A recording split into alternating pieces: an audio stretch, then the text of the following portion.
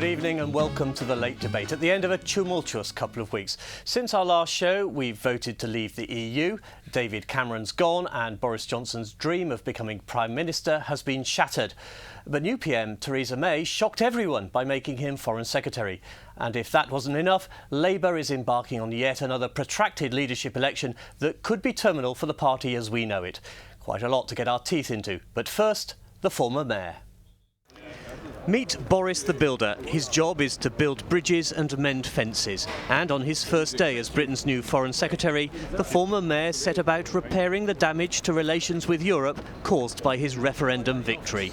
It is inevitable that there's going to be a certain amount of plaster coming off the ceiling in the chancelleries of Europe. It wasn't the result that they were expecting, and clearly they're making their views known in a frank and free way. I have to say that the gentleman that you mentioned, the French foreign minister, in fact has sent me a charming letter just a couple of hours ago saying how much he looked forward to working together. His gaffes, blunders and comedy routine at home are well documented, but it's Boris Johnson's track record abroad which is now under the microscope. Just how diplomatic is the head of Britain's diplomatic service?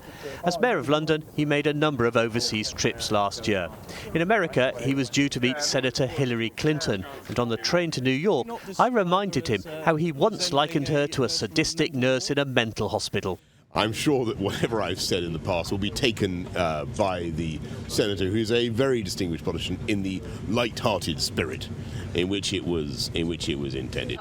24 hours later, Mayor Johnson and Nurse Clinton came face to face. Insofar as the subject came up, she said she was pleased by some aspects of the article. In the interests of balance, he's also insulted Donald Trump. I can honestly say I know very little about Donald Trump, except he is completely wrong. I wouldn't want to expose Londoners to any unnecessary risk of meeting Donald Trump. Then there was his trip to Israel last November, when he dismissed those calling for a boycott of Israeli goods as a bunch of corduroy jacketed academics from, lefty. Not anything wrong with wearing a corduroy jacket, I hasten to say. It went down well in Tel Aviv, but on the West Bank, his tour ground to a halt when Palestinian groups he was due to meet boycotted his visit. Those who knew him well in his City Hall days have divided opinions about the merits of Boris Johnson, Foreign Secretary. In that time, he did a lot of international travelling, brought a lot of inward investment into the UK, was a real salesperson for UK PLC, and I think he's going to use that energy and that experience to really reconnect Great Britain with the rest of the world. I think there's going to be some problems. I think he's going to fall out with different countries. I think he's going to say the wrong thing. Boris tends to throw words out without really assessing their value and also their impact. 2 weeks ago, it looked as if his political career was in pieces, but Boris Johnson has once again defied gravity. Never a dull moment with Boris Johnson. And to discuss his appointment and everything else that's been going on, I'm joined by a panel of capital politicians. For Labour, the Brent North MP Barry Gardiner. For the Conservatives, the Croydon South MP Chris Philp. For the Lib Dems, former Hornsey and Wood Green MP Baroness Featherstone. And for UKIP, London Assembly member and former mayoral candidate Peter Whittle. Chris Philp, is he the right man to be Foreign Secretary? He seems to have insulted half the world. Well, look, I think he is the right man to be Foreign Secretary. There's nothing wrong with bringing a bit of colour and humour to proceedings. He'll certainly do that.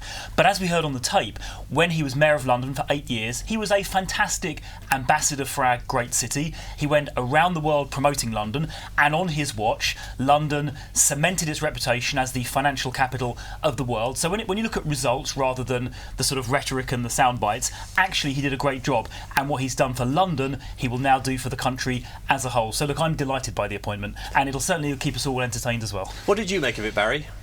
Well, I think Theresa May must have thought very long and hard about this appointment. And I think strategically what she's done is she said, look, you created this problem. You were the one who went out there and campaigned for us to leave. So quite shrewd. And therefore, you now have to clear up the mess. And I think she also appreciates that because he is less than diplomatic very often, then... Putting it mildly. Well, I'm trying to be diplomatic. What will probably happen is he will make some monstrous gaffe which will give her the excuse that she needs in order to chop his head off. Lynn, you worked with him, well, you were a minister when he was mayor, so you came across him. You knew what his fellow Conservatives in government thought of him. What did they say about him privately? Well, he's kind of a bit Marmite, really. They love the fact that he's so popular and wins elections, and then he's totally embarrassing and a charlatan and all sorts of other things. I think Theresa's pulled a blinder here, really, because it's a kind of, for Boris, it's do or die. He has this immense opportunity for redemption, depending on how he behaves, and if he can keep his shirt tucked in, so to speak, he'll be fine. You meant that politically, obviously. I really did mean that politically. You know, he can become a statesman. He can be brought back into the fold. He's got another chance when I thought he was out the game completely after the shenanigans. Peter, you must be delighted that a Brexiteer has a key job in government. But are you worried that he's going to row back on free movement of people? It's something that London particularly needs. Well, I think that's something that obviously my party will be keeping a keen eye on throughout this whole thing. I think with Boris, I think that this is something that's actually quite inspired about this appointment, in the sense that he is known. Actually, he's one of the few British politicians who's known throughout the world. But I think the crucial thing is that he will have what seems to be a slightly diminished role, because David Davis, of course, has a far more important role, and that is a far more important appointment, given that we've got the negotiations coming up with the EU. So I think he's sort of, you know, he's, if you like, he's Foreign Secretary, but there'll be far more important people working alongside that particular area. Chris, you heard what your colleagues cynically said about his resurrection and why Theresa May chose him. Bearing in mind what she thought about him, even over something as simple as water cannon, why do you think she's brought him back? Well, I think partly it's what Peter said. It demonstrates to the party and the country that we are serious about Brexit. We are going to implement the people's decision. That's why David Davis, who is clearly a very committed Brexiteer, holds the Secretary of State for Exit brief, and Boris at the Foreign Office, and of course Liam Fox dealing with trade. So it's a clear signal that we are going to deliver the people's verdict in good faith. But I also think, as Peter mentioned, he is a figure known around the world. The worst thing is to have a Foreign Secretary who doesn't carry heft around the globe, and Boris is somebody who is known from, you know, Land's End to Lanzarote, from, you know, New York to New Delhi. So he is someone who will be able to speak loudly across the globe. Barry, can I just ask you, have you still got a shadow job, because your department, Energy, seems to have been abolished? Well, of course, you're absolutely right, and that is deeply worrying, actually, because this government, and Amber Rudd at her last meeting with me at the dispatch box, made a commitment that we were absolutely committed to delivering on the climate change agreement that was made in Paris last year, that we were absolutely committed as a country to honouring all the commitments that have been made in the European Union. And what this does suggest is that there is a rowing back, as we had suspected, on those climate change commitments. Do you see something sinister, Lynn, in this as well? Well, I am extremely worried, because the track record of the Conservative government since the last election has been to undermine all of the renewable industries, undermine investor confidence. With the disappearance of DEC as a department in its own right, you have to say, what is that about? Because they're saying fine words. They're saying they're committed and staying committed to the EU legally binding targets. If we're not in the EU, there is no legally binding target, so it is of concern. It really but is. let me reassure you. I mean, the UK government has unilaterally already committed to go beyond the EU Paris targets, which, if you're interested in the environment, is a good thing. And, you know, solar energy. We're now generating about 10 times more solar energy than we were under Labour, and we've already exceeded the 2020 target. So massive progress has been made under this government. Can I move on to something else? Leadership. Your party's tearing itself apart again.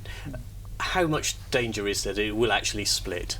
I think there is a very real danger, and that's why I've been certainly working both within the Shadow Cabinet and also with colleagues to make sure that we do have serious negotiations. I think it's absolutely vital.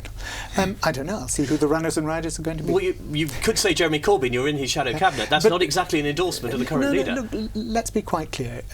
I've always been clear. I didn't support Jeremy. I didn't nominate Jeremy in the first place. You've taken a job in his shadow cabinet. Yes, indeed, of course, because he was the democratically elected leader of our party, and I believe it's absolutely vital that there are people on the front bench at the dispatch box holding this government to account. We've seen the chaos that a referendum called for no constitutional purpose has caused.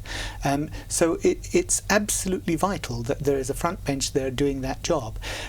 But as I say, I will see who the runners and riders are, and ultimately I'll make up my mind. Are you watching with amusement? Well, no, actually, the people getting away scot-free are the Conservative government, because the official opposition, apart from yourself, clearly, is just a complete mess at the moment, and that's very serious for our democracy. And I actually can't see a resolution myself. Peter, can I just ask you about your own party? Yes. You've got a leadership contest. Yes. Are you up for it? Well, no. I'm supporting Stephen Wolfe, who today actually announced his candidacy, who's been an exceptional leader. But we are a model of unity compared to the other parties. I think the problem with the Labour, I think the problem with for Labour. So both of you are models of unity because there aren't enough of you to have a fight. We can if you want. We can if you want. It's not hard to have unity with one MP. Can we just pause for a moment, because I want to turn to Theresa May in a moment. Let's take a moment to find out what London wants from its new Prime Minister. And remember, she knows the capital well because she was a Merton councillor for 8 years, rising to become Chair of Education. She also worked in the city for almost 20 years before becoming the MP for Maidenhead in 1997. She's the most powerful woman in the country, with an in tray to make her eyes water, but it's Theresa May's ears which will be most in demand. The new Prime Minister must learn how to juggle competing demands for new laws, new money and special favours, not least from powerful voices in London. We've got to make sure when it comes to us doing a deal with the European Union, London has a seat around the table. So my first ask of the Prime Minister is to make sure that London has a seat around the table. So when it comes to her and the government doing a deal with the EU, our concerns, our issues are taken on board. The city has one of the loudest voices. Banking, finance and legal services in the Square Mile and Canary Wharf power the UK economy. But the city has been shaken in recent weeks, and Mrs May's help is needed. The top issue she should be addressing with London is the one word that has run this economy, particularly in London over the past decade: confidence. Confidence, which has actually meant more money's come into the capital, more money has been actually developed in the capital, more employment here. The city, and Greater London City, has been a great success. On the back of that, you can then actually make sure you can start building the infrastructure.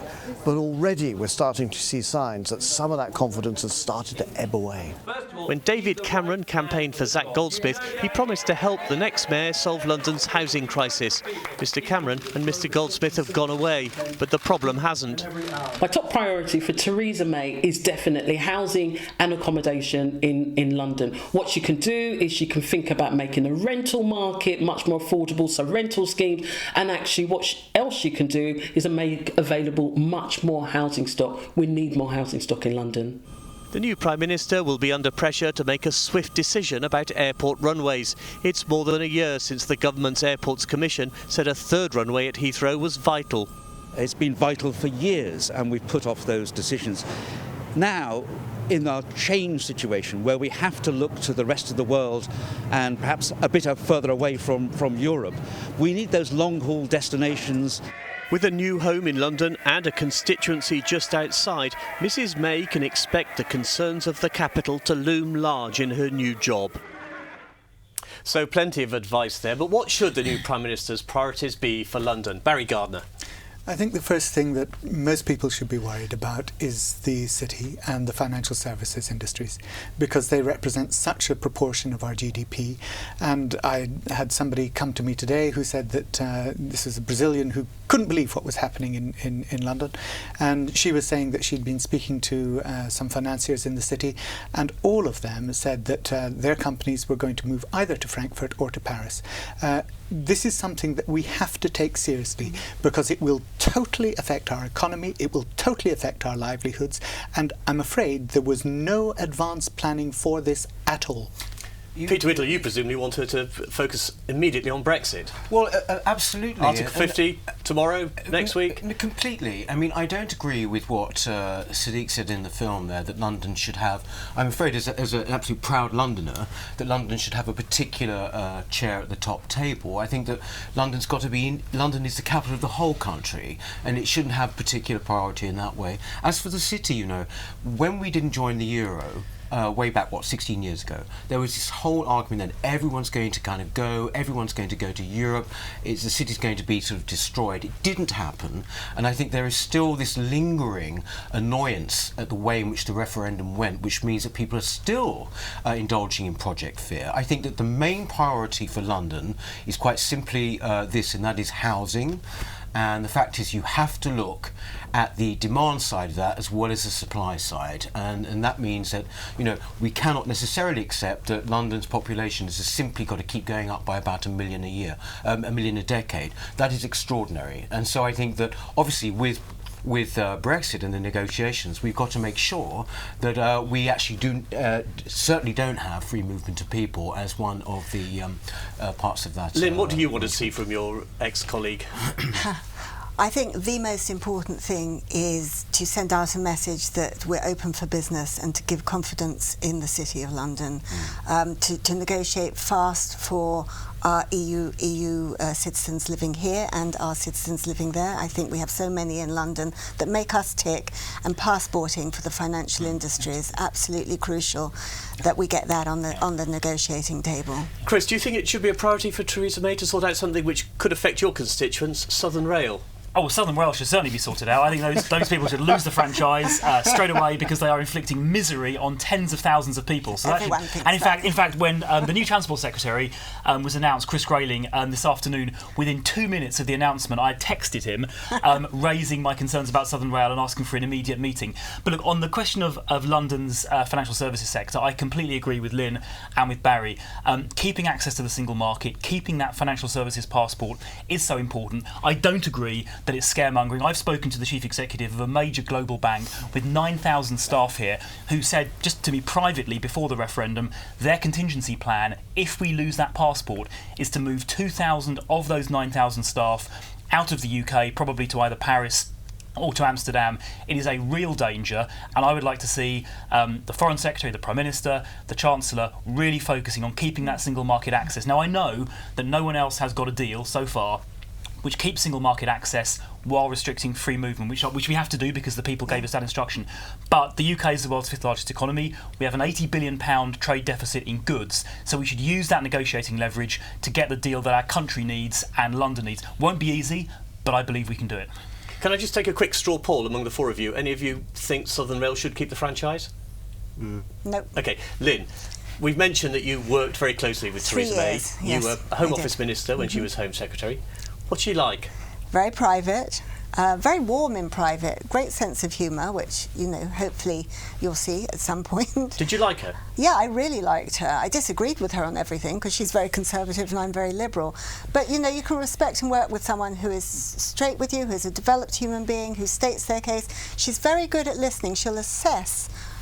She'll give everyone a chance to put their case to her, and then she'll decide which course is right. Once she has decided, she's pretty much Ken Clark's version of bloody woman. Difficult bloody woman. You agree with that? Yes, but it's in a good way. And to get that deal, that's what you need.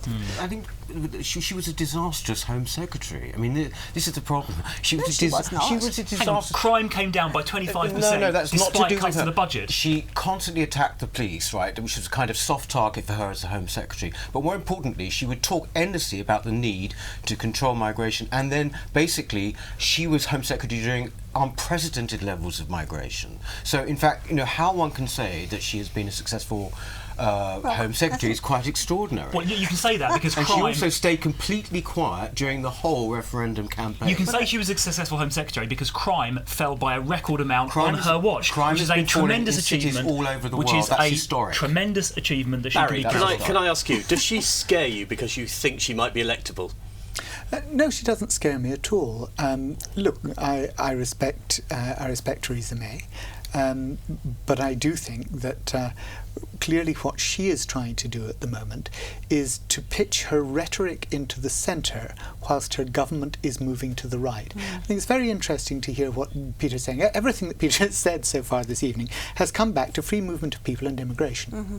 He is from UKIP, he would say that, wouldn't he? Well, but actually, what we're seeing in the way in which the new government has been constructed is a shift to the right in the people who are in the key posts.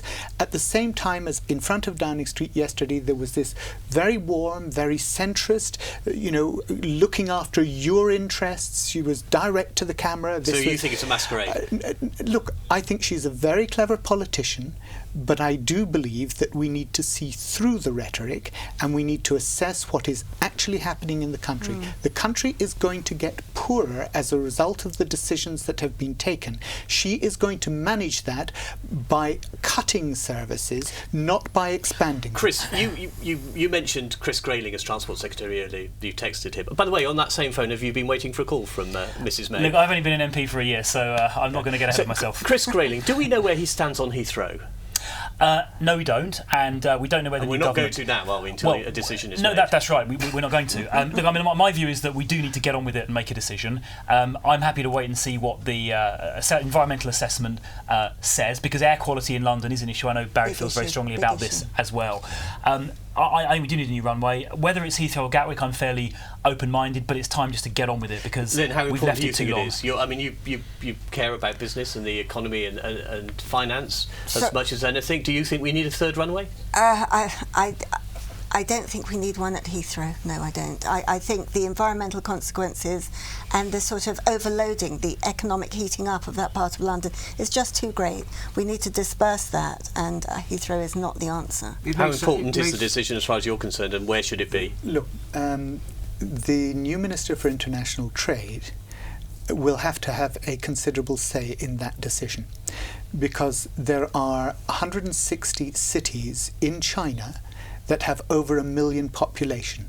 At the moment, the UK flies on a daily basis direct flights to 2 of those 160 million cities. If we are going to do business with the rest of the world in the way that this government says it's going to, they have to resolve this problem now, not another deferred decision. Can I ask you just one final quick question, yes or no from all of you? Barry, should the government stick with HS2, yes? Yes. Chris? Lynn?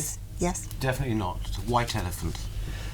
Thank you all very much for coming in and talk to us. We've got to stop there, I'm afraid. We've run out of time, as usual, but thank you to all my guests, to Barry, to Chris, Lynn and Peter. But most of all, thank you for watching. I'll be back in the autumn with our special pre-conference edition of The Late Debate. Can't guarantee that politics will be as exciting then as it has been in the last few days, but until then, good night.